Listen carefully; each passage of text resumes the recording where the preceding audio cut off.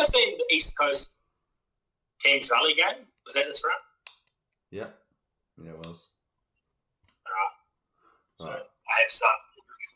Poverty Bay 41, South Canterbury 35, Wairarapa Bush 73, Bulla 27, West Coast 31, North Otago 38, Thames Valley 84, Ngāti Porou 5, Mid Canterbury 32, King Country 17, and Whanganui 27, Horowhenua Kapiti 21. So, Poverty Bay got the upset against South Canterbury, the first time in 14 years. Around 14 years. Yeah. That's an impressive, South Canterbury have been obviously one of the strongest teams in the Heartland in the last decade. Yeah, they've pretty much been the team to beat. To win against them is a massive feat. This season, Poverty Bay dropped 2. Are they still top 2? That must be the second loss of the year. Yeah, second loss, but I think they're still sitting at second. But yeah, that's a big one for Poverty Bay to get up. Probably in a game that they weren't really expected to win. Put up a fight, but maybe not to win it. And Wairarapa Bush, with their win, jumps up into third. But yeah, obviously that's a lot to do with West Coast getting in a bit of strife with eligibility of some of their players. Yeah, it was pretty crazy when I seen it on the news. Yeah. Did they, one thing I don't know, I want to clarify is, did they breach a rule this year as well, or was this a result from past years, like 2009? I think it was this year. Oh, and past year. Yeah, they've done it twice before and this year, so they got fined and deducted 15 points from the competition. Yeah. So that's pretty much... Was that their 3 wins? Or they had 4 wins? They had 3 wins, so that was 3 bonus point wins deducted. Now they're sitting down at 10th. So, that was sting. That's pretty much their season done. They won't be able to make the Meads Cup. Definitely not. No, not Meads, no. There's only 2 more rounds, I believe. 2? Yeah. No, maybe a couple more. Short and sweet. Heartland. Yeah. I'm pretty sure it was an 8. 8 rounds, yeah, semis, 8 rounds. final. So yeah, there's only two rounds of regular footy to go. But yeah, sitting at 10th. That's their season, pretty much. Yeah. They can make Lahore, but they won't make Meads.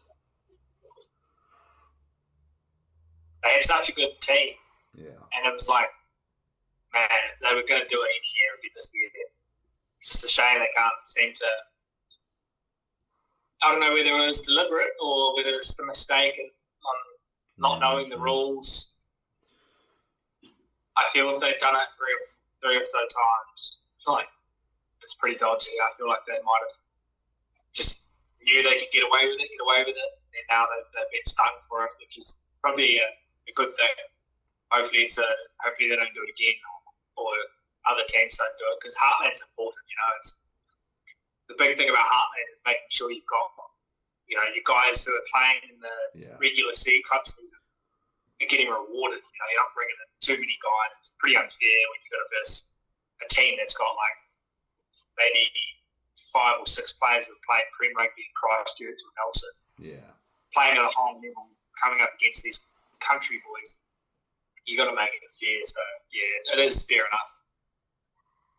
There must be a they've done. certain amount of games they have to play. So they may have played Yeah, a couple games even, but just not enough. yeah, could have been like I'm that. just throwing that out there. I don't know, but Well, yeah, speaking from experience playing in the West Coast for those couple seasons in Grey Valley, they were probably one of the main clubs that were that had the players from Nelson come down. yeah, And the way they kind of worked it was they would have, I think they would come down for about 5. There was about 12 games, 10 or 12 games during the season. They would come down for probably 5, I think, probably half of them. yeah. It was generally the more important games versus teams like Kiwi and Yeah. like South Westland. But yeah, they would try to bring them down for just a minimum, especially a couple of the players that they'd be playing at Nelson as well. So yeah, I'm guessing from my experience, that's the way that they were doing it. So I presume they were still doing that, but they might have only, like you said, probably only played maybe 3 or 4 instead of the 5 or 6 that they had to play. That could have been, that could have been it, or it could have been another. They just blatantly didn't play at all. They just picked guys. Who knows? Wonder if you're allowed to pick, kind of like what they do with, was it Japan or something like that? We're allowed a certain number of players, like not foreign players, but from a different union. So if they could have, say, 3 in the starting squad or something, but if they played 4, if it's like that or not, I'm not 100%. Yeah, it could be similar. Japan's think bringing a new rule though. Have you seen that where they only going to allow I think it's 5% or 10% of the player, so you have to have Japanese blood to actually play for Japan. It's going to change things up big time. Yeah, that's going to take quite a lot of their players out. Yeah, probably more than 50% of their players. They make their squad 70 players, and then they can still have 7 foreign players. Yeah, and I think that's for all of the club teams as well. Oh, really? Yeah, so it'll only be 5 or 6 players, I think, that can actually play for the club, being the starting 23.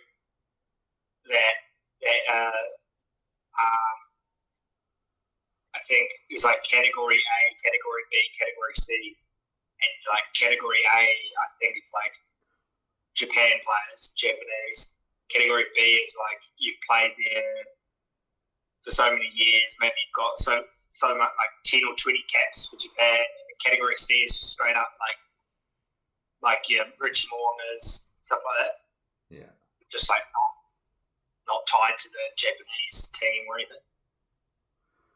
I keep on seeing shorts from TJ Perenara practicing as Japanese, just randomly popping up.